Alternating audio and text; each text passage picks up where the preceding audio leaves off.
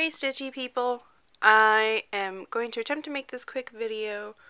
I have no idea where the mic is on this. I have a flip cam or flip video. One of these guys. It's very tiny. It's smaller than the size of my hand. So, bear with me. It might be a little shaky.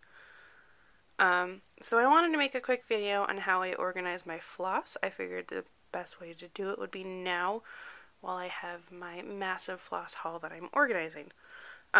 This is for my morning stretch chart, I believe by Ruth Thomas. It's a Heaven and Earth design, and right now I have it organized by skein in numerical order, so that when I bobbinate it, it will already be in order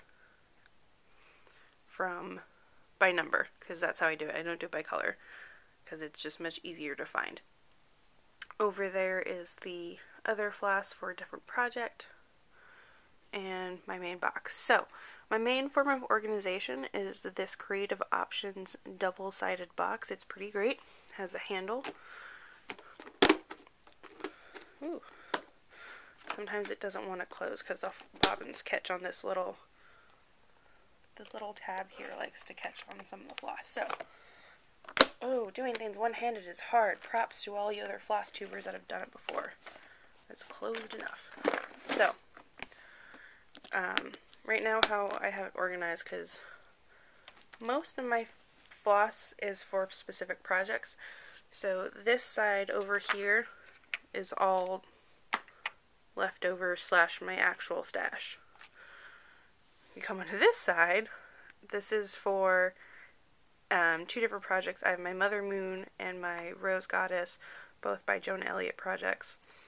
These are just some skeins that I haven't bobbinated yet. I haven't wanted to. So,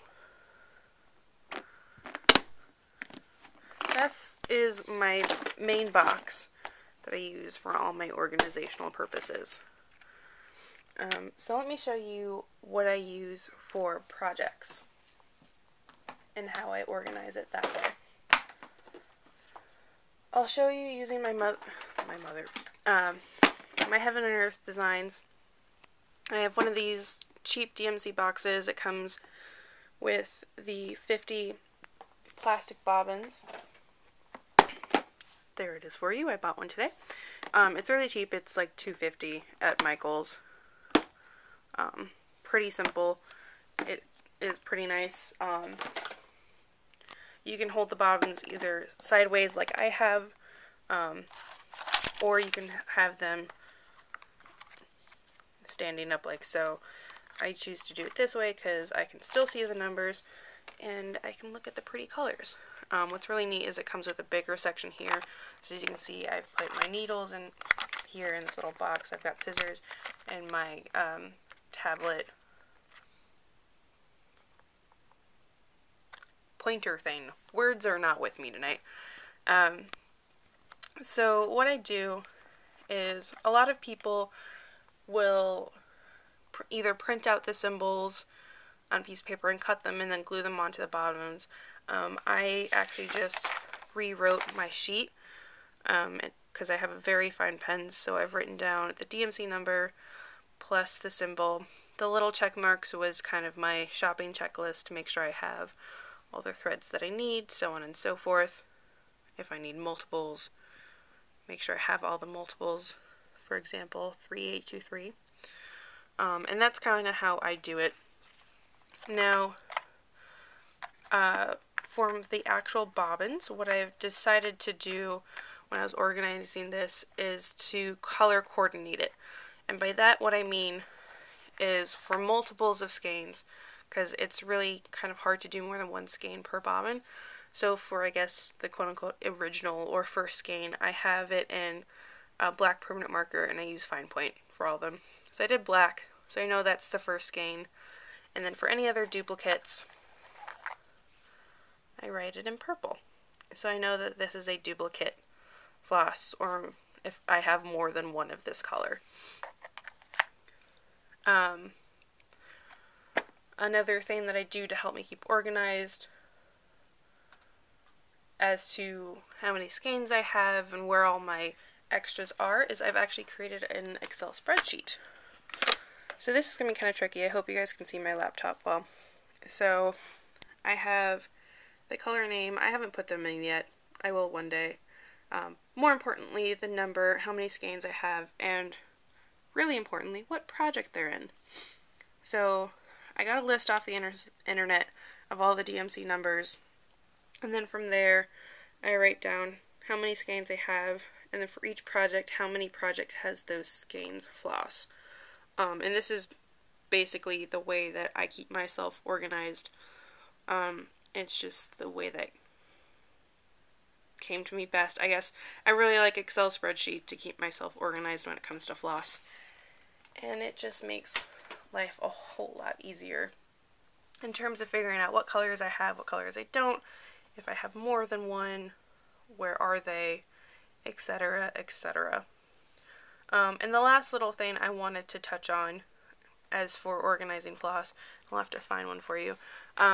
For working strands of floss, what I've done is something a little different. I used to use project cards. I don't actually have one in front of me, but like the pieces of paper that had hole punches, or maybe like you have a wooden one, sometimes you get the plastic ones, but basically it's a hole and you loop your pre-cut pieces of thread and your working floss, and then you just loop tie that onto the hole. So with this amount of floss and this amount of colors, I didn't want to have a bunch of different floss cards, and all the cards that I had previously been using came as kits, so I don't really have any to use. So I kind of realized, I tried doing it on like the DMC reins, like the metal reins, but that just annoyed me.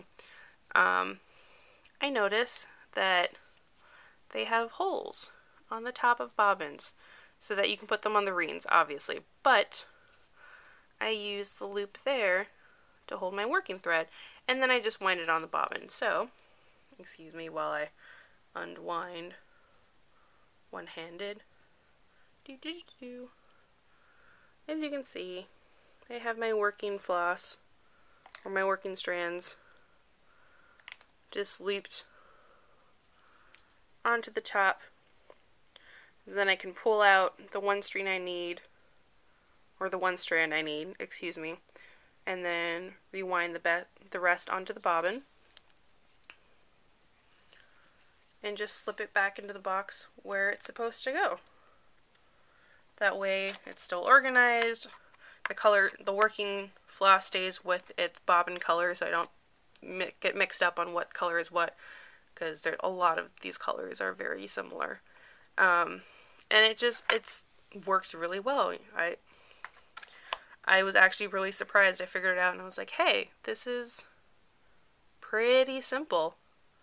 Not sure why I didn't think of it sooner. But yeah, and then if I'm, say, working on one color for a long time, for example, 3823 on my mini pirate, it's the big blotch color, is this color. It's a nice light pale yellow. What I've done is if I know that I'm going to be working on this color for a long time, it's going to take many strands, I'll unwind it, cut what I need, and I'll just leave it on the top with the working floss kind of next it over here. And then when I'm done working on the color, I'll rewind it how I've done and stick it back to where it goes. And it keeps everything really neat and organized. I don't get confused as to what color is what. And that's what I do. I hope you guys enjoyed my impromptu video. See you all guys next time. Bye.